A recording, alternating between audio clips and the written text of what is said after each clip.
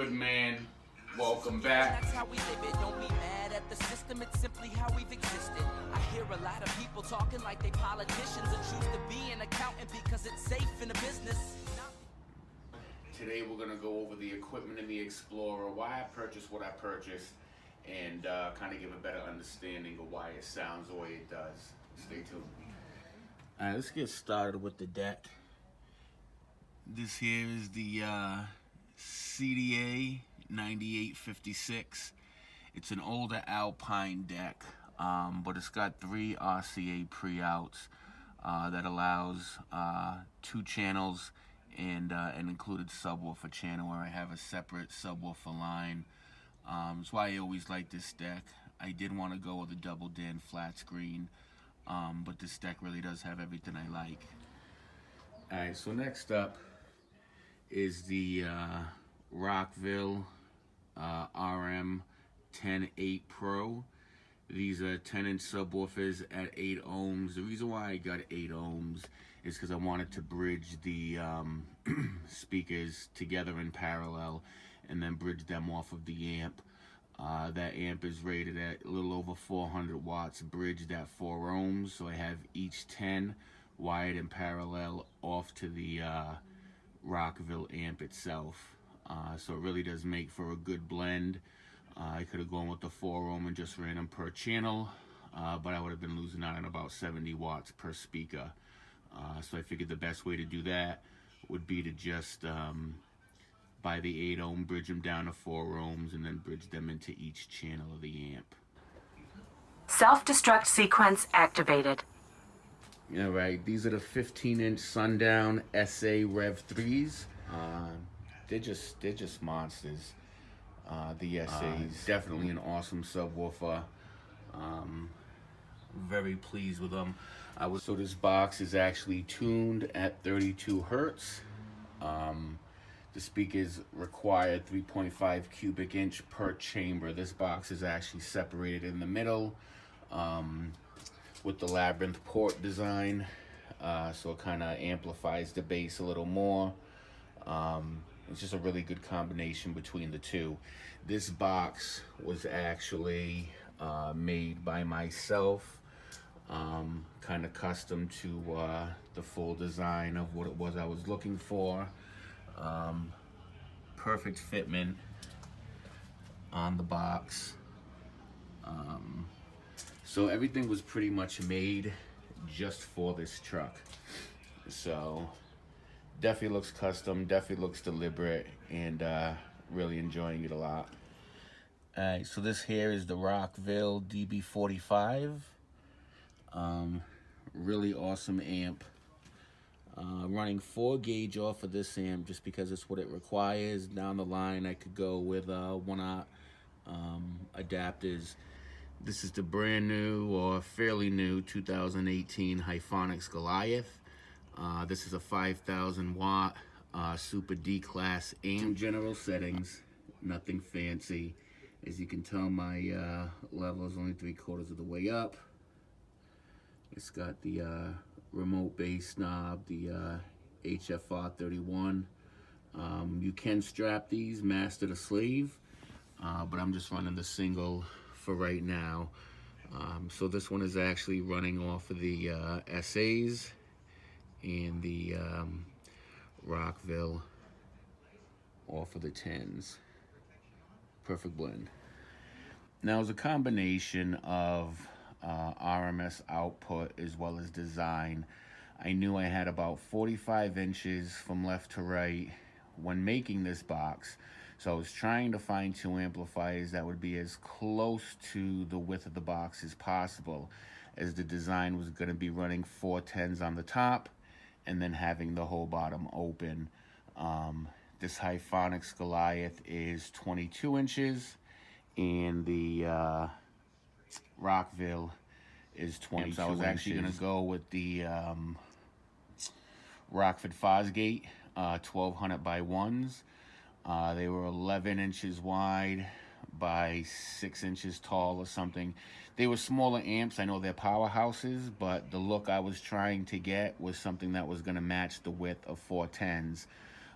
Each 10's outside radius obviously is 10 inches, so you have 40 inches, and in between each subwoofer you're looking at an inch. So you basically have 5 additional inches above the 10 inch. So 40 inches with all 4 10s, add another 5 inches because you got both edges, and then you got the 3 spots in the middle, comes out to 45 inches.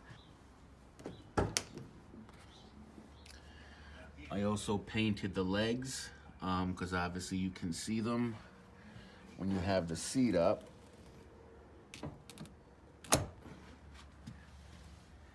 Everything looks a lot better than just having the black legs. And that goes all up into the inside here with the paint, so it looks good.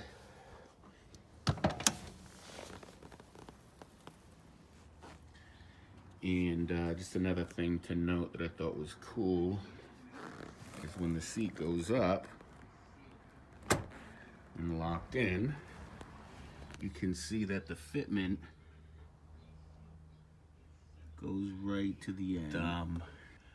Literally, the speaker or the seat comes right to the top of the speaker against the foam. I may or may not get speaker grills. I kind of like the way it looks raw like that, but if it ends up bothering me, I'll just end up getting the speaker grills.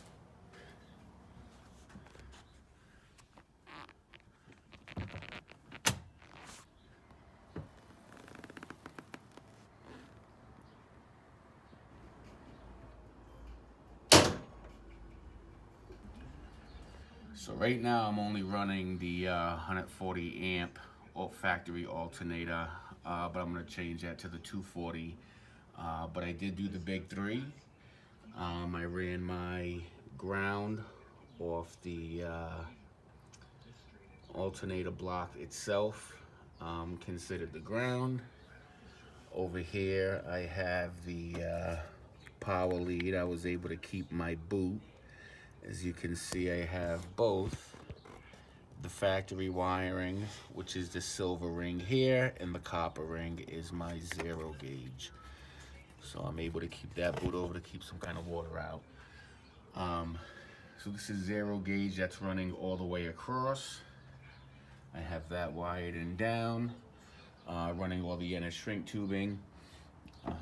This one here is my factory ground, factory power, auxiliary to the alternator, and both my leads going back to my amps.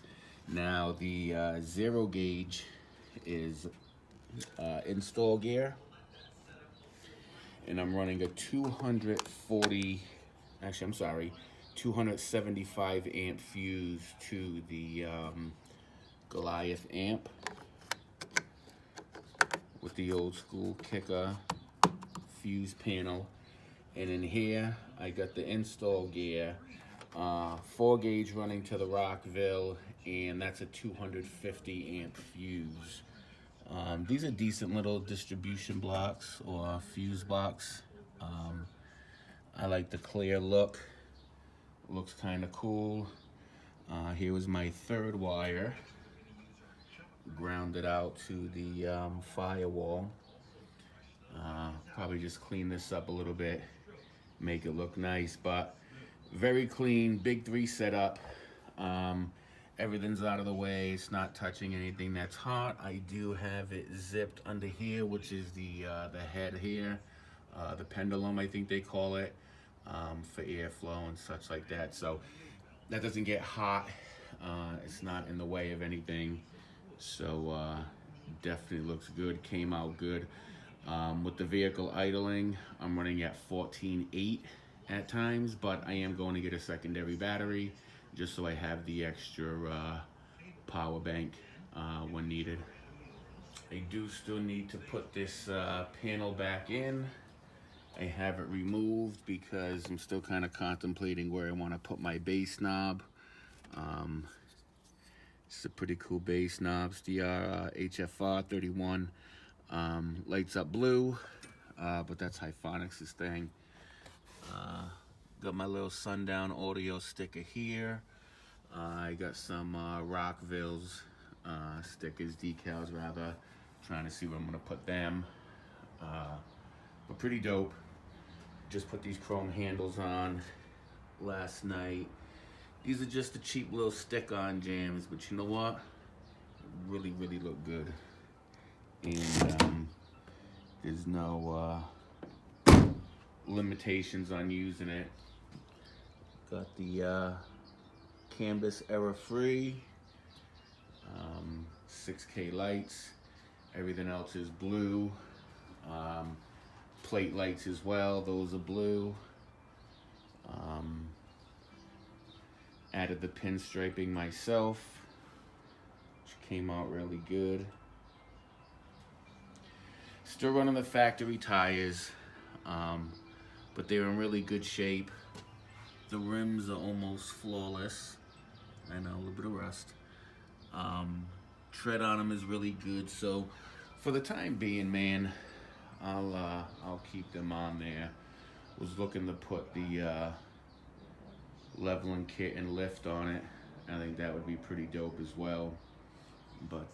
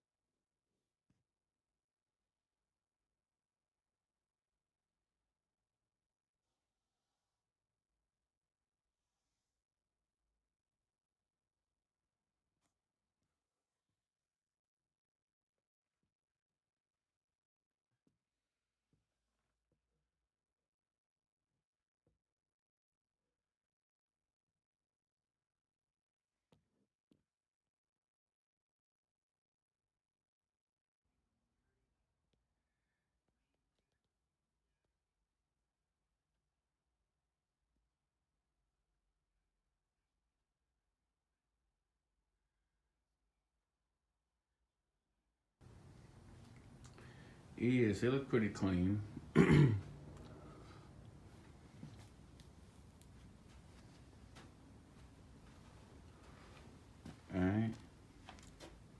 There you go, it's a better view.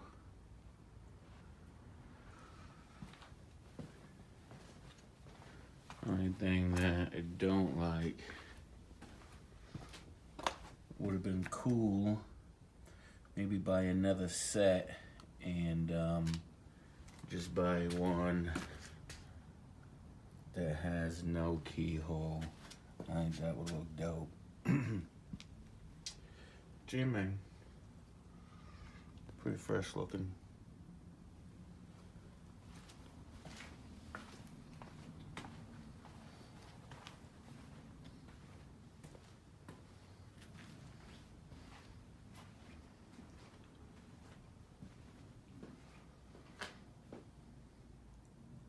Word.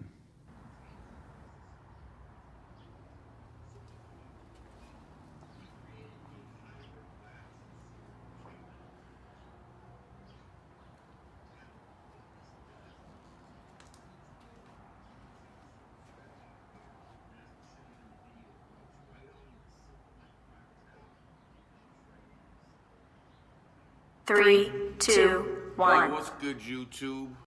Do a quick little tutorial on the Explorer. Going through the Explorer today. Over the Explorer. Go over the Explorer, the music I got in it, and why I got what I got. Today we're gonna kind of go over the equipment, just what I purchased.